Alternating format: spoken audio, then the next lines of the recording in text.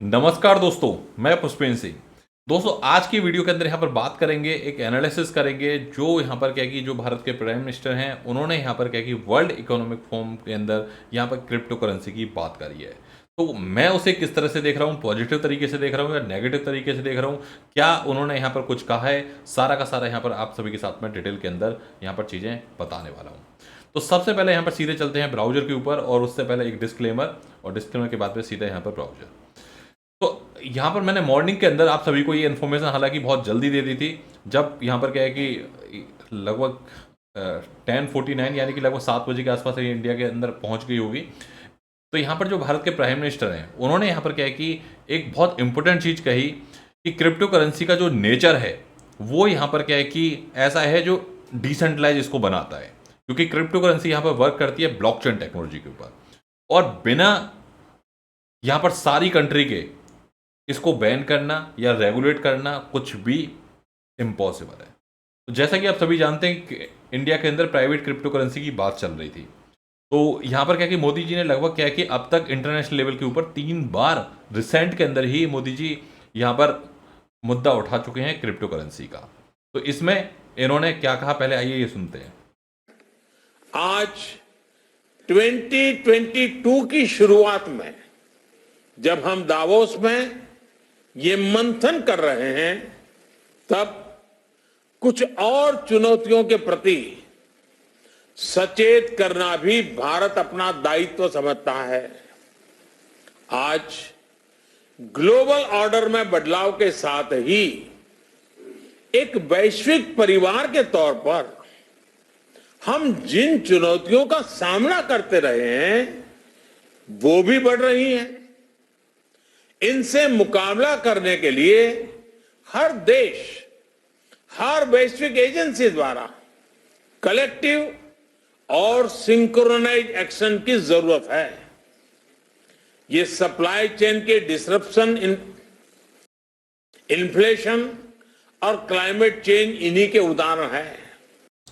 तो बेसिकली यहाँ पर इन्होंने ब्लॉकचेन का एक एग्जांपल दिया और एक सप्लाई चेन की बात करी, क्योंकि ब्लॉकचेन का जो सबसे बड़ा यूज केस है वो आप कह सकते हो कि सप्लाई चेन है, क्योंकि ब्लॉकचेन नाम और सप्लाई चेन वर्ड भी देखोगे बहुत सिमिलर है। क्योंकि सप्लाई चेन के ऊपर क्या है कि जैसे एक कोई प्रोडक्ट है, वो कंपनी से निकला, कंपनी से निकलने के बाद में डिस्ट्रीब्यूटर के पास में गया, डिस्ट्रीब्यूटर ने होलसेलर, फिर वहाँ फिर रिटेल इन्वेस्टर तक पहुँचते पहुँचते एक तरह से क्या है कि बड़ा लंबा नेटवर्क बन जाता है, और उसकी ट्रैकिंग क्या है कि इतनी जल्दी पॉसिबल नहीं है। वो सब क्या है कि with the help of supply chain management वो सारी की सारी चेन मैनेज होती है।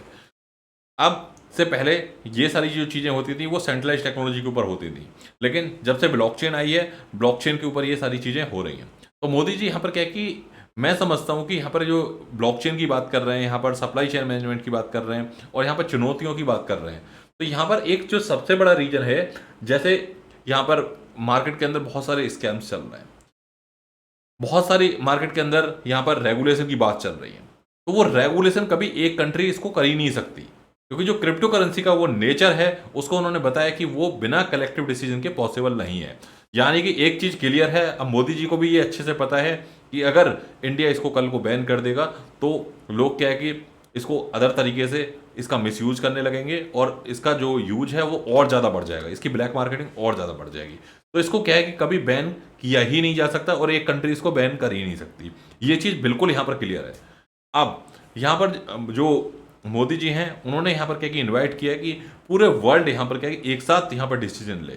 तो जो बड़ी बड़ी कंट्री हैं उनके अंदर यहाँ पर रेगुलेशन हुआ है। रेगुलेशन के अंदर क्या हुआ है, जैसे अगर मैं यूएस की बात करूँ तो यूएस के अंदर क्या है कि आप कुछ मीम टोकन को वहाँ पर ट्रेड नहीं कर सकते, कुछ कॉइन्स को वहाँ पर आप एक्सचेंज के ऊपर आप वहाँ पर बाय नहीं कर सकते। वहाँ के जो जो नागरिक हैं वो उस पर्टिकुलर क्रिप्टो करेंसी के अंदर इन्वेस्ट करने के लिए अलाउ नहीं है। तो जो जो यहाँ पर क्या है कि रिस्की क्रिप्टो करेंसीज होंगी उन सब के ऊपर हो सकता है कि यहाँ पर एक ऐसा रेगुलेशन आए जैसे यूएस के अंदर है कि हाँ पर्टिकुलर ये क्रिप्टो करेंसी आप ट्रेड कर सकते हो। तो ऐसा ही यहाँ पर हो सकता है एंड इंडिया के अंदर आने वाले टाइम के अंदर हमें देखने को मिले। जैन के अंदर यहाँ पर फिर अगेन वो बिल वाली चर्चा स्टार्ट हो गई, उसके बारे में बात करेंगे, अलग टॉपिक है एक। लेकिन अभी यहाँ पर कुछ भी ऐसा नेगेटिव नहीं कहा है। कई सारे यूजर्स ने यहाँ पर कमेंट किए कि ये बैन की बात चल रही है, वो तो चुनौतियों की बात कर रहे हैं। चुनौती जैसे कि अगर क्रिप्टो के ऊपर टैक्स लगाना पड़े तो टैक्स कैसे ट्रैक होगा, तो ये भी एक चुनौती है। इसके ऊपर क्या है कि वो वर्कआउट करने की बात कर रहे हैं, उन्होंने कहीं यहाँ पर बैन की बात नहीं करी।